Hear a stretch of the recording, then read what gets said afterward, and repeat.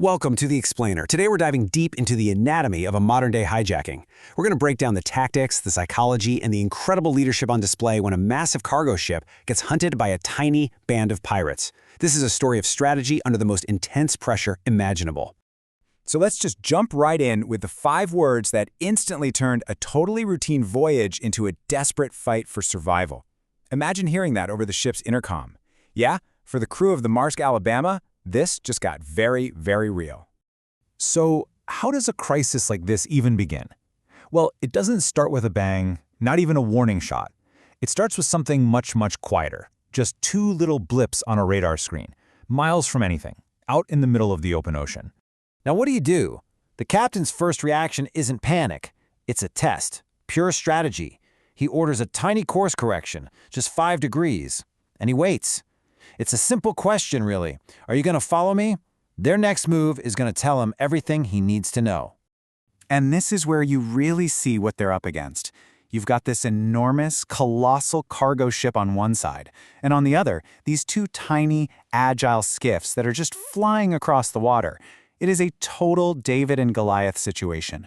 The only difference? This David is armed with automatic weapons and couldn't care less about the rules. Okay, so with the pirates' intentions clear, the captain doesn't waste a single second. He hits the alarm and starts rattling off orders. It's a precise checklist designed to turn this huge, slow-moving vessel into a floating fortress. We're talking full speed ahead, every door locked down, and the fire hoses primed and ready to go. But the pirates are still gaining on them. It's becoming pretty clear that just trying to outrun them or blast them with water isn't going to cut it. So the captain has to get clever. He completely shifts gears from defense to deception. We're moving into the realm of psychological warfare now. This is just brilliant. With no actual cavalry coming to the rescue, you know what he does? He invents one. He gets on the radio, but he's not calling for help. He's putting on a show, and there's only one audience he cares about: the guys in those little boats. And you know what? It works. It works perfectly. The pirates totally buy it. They hear the call, they think a warship is literally moments away, and they just panic. Just like that, the resolve shatters, and one of the 2 boats just turns tail and runs for it. So, crisis averted, right?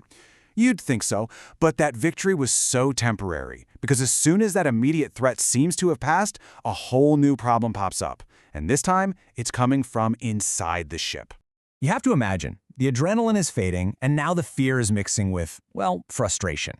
One of the crew members basically says, hey, this is not what I signed up for. The company doesn't pay me to fight off pirates. And, it's a fair question, isn't it?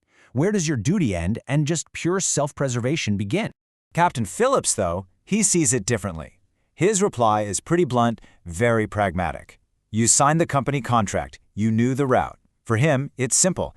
Navigating these waters comes with these risks. It is part of the job they all agreed to do. But honestly, this whole debate is about to become completely irrelevant. Because while they're arguing, that one skiff that didn't run, yeah, it's coming back. And this time, they are not messing around. They are determined, and they know that radio call was a fake. The bluff is not going to work a second time. So, that's it. Evasive maneuvers have failed. All the non-lethal deterrents have failed. The fight is no longer about keeping them off the ship. It's now happening on the ship.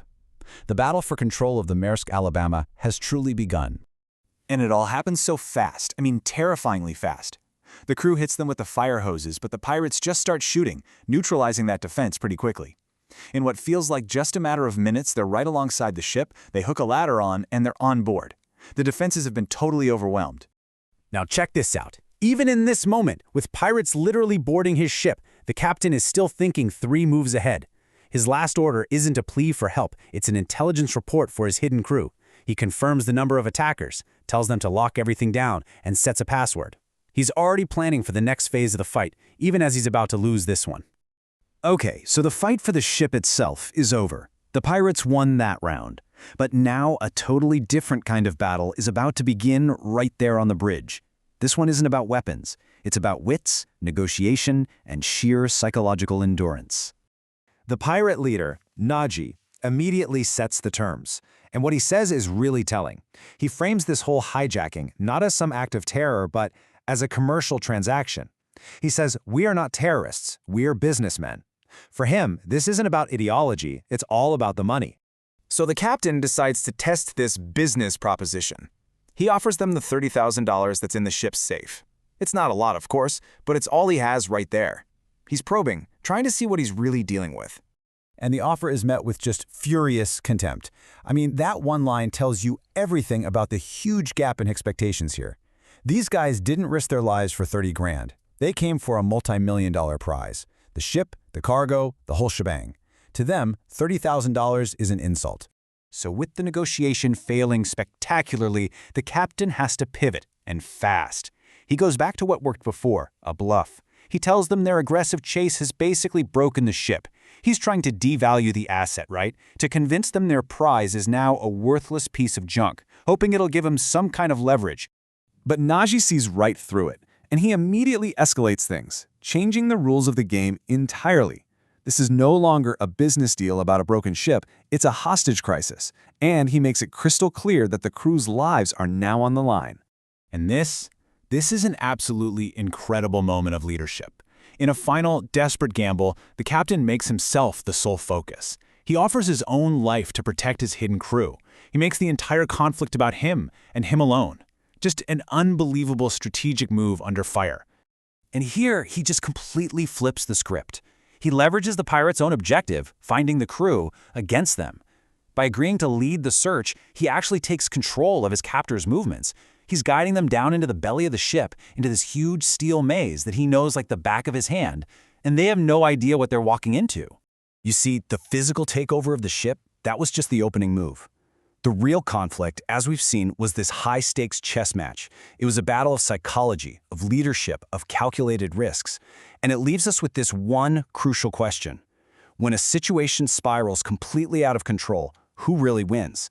The one holding the gun or the one with the better plan?